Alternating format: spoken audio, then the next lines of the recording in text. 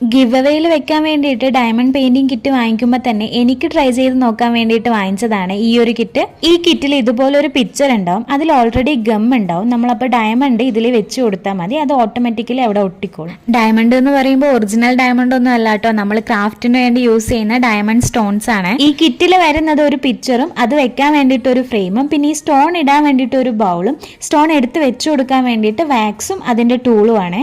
വാക്സിന്റെ മുകളിലായിട്ട് ഈ ടൂളൊന്ന് കുത്തി കൊടുത്തു കഴിഞ്ഞാൽ കുറച്ച് വാക്സ് ആ ടൂളിന്റെ മുകളിലാവും. അപ്പൊ അത് വെച്ചിട്ട് നമുക്ക് ഓരോ സ്റ്റോൺസും എടുക്കാൻ പറ്റും. ഈ പിക്ചറിൽ തന്നെ ഓരോ കളറിനും ഓരോ നമ്പർ കൊടുത്തിട്ടുണ്ടാവും.